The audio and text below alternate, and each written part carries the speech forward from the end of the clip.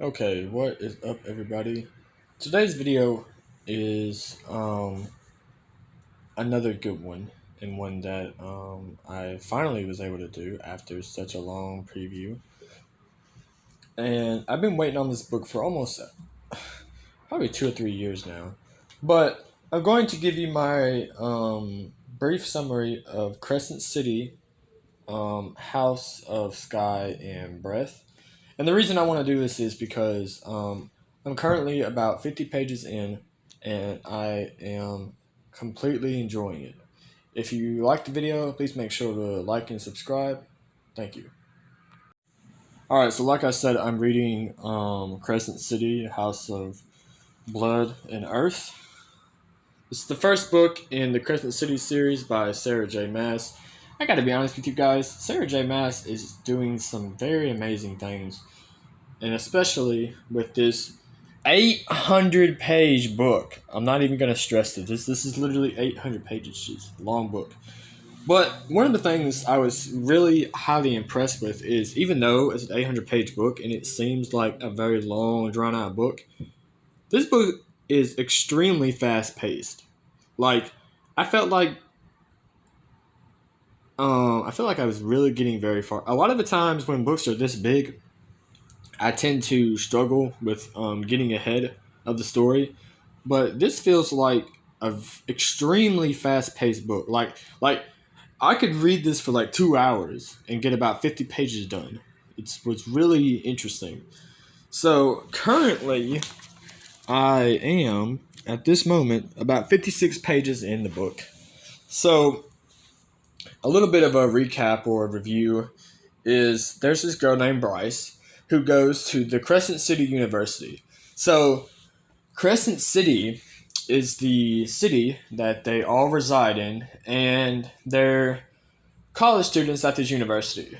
And they're typical, what you would expect. You have the party girl, you have the love hate relationship with some of the characters, and you tend to seem this seems to be like an episode of like Pretty Little Liars, or it feels like your own personal reality TV show. And so with Crescent City, it feels like a high school drama somewhat. They have this one character who thinks he's the shit and is like the jock of the story. And then you have Bryce, who is with this guy named Reed, and their relationship is hanging by a thread. And he always seems to be working, never having enough time for Bryce, and the relationship is like kind of like this just broken down, tragic, hopeless relationship. So one night, Bryce meets up with Reed, and she's like, "Hey, this just isn't gonna work out because they go out for a date, and the guy's literally on his phone like the whole time."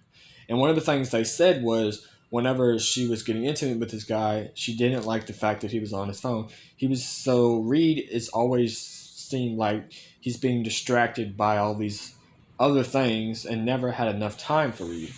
So of course, um, there's a few things that I do need to explain as far as the book plot goes. You have the Fae, and then you have the Wolf Pack, and some other supernatural beings. If you read anything by Sarah J. Maas, it's usually most 9 times out of 10 it's going to have fairies in it, or wolves or vampires, some kind of like supernatural element. So Bryce happens to be half fae and half human, and she hangs around this group of though they call themselves the Wolfpack, but they're basically a bunch of high school football players who are pretty much wolves. They're like werewolves. So, one of the werewolves, after, like I said, after like Bryce breaks up with Reed, she comes to this one guy who's just totally obsessed with her and won't stop texting her. So she's okay, like, yeah, I will. I'll go out with you. So not a lot has happened. It's just a bunch of teenage drama, and like this kind of like high school like dilemma.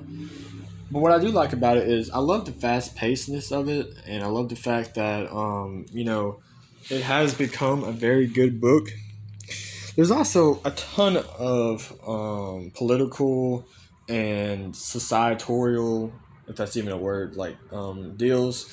So one of the people in the book is involved with this group of people who are all categorized into houses.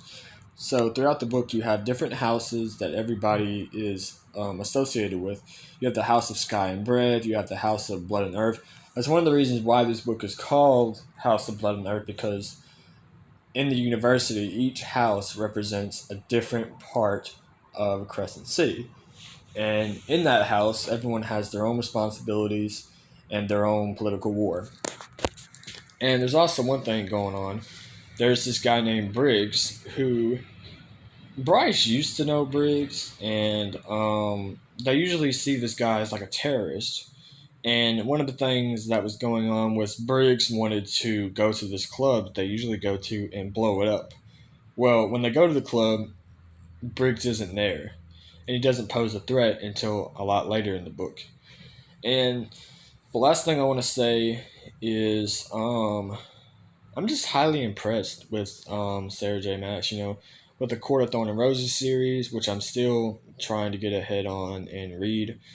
And like as soon as I ordered this book off Amazon, and when I got it, I was extremely thrilled and happy to get the book. And overall, it's a really good book. And I feel like this is something that I'm really going to enjoy. 700 pages down the road. So, gotta say, 9 out of 10 so far. And I will be doing another review of the book, like, of course, once I finish it. But that time is not now. So, yes, I hope you guys enjoy it. Please, I highly suggest you go out and get Crescent City. Might take you a minute to read, but it's definitely worth the hype. So, thanks for watching. Make sure to like and subscribe. Keep reading.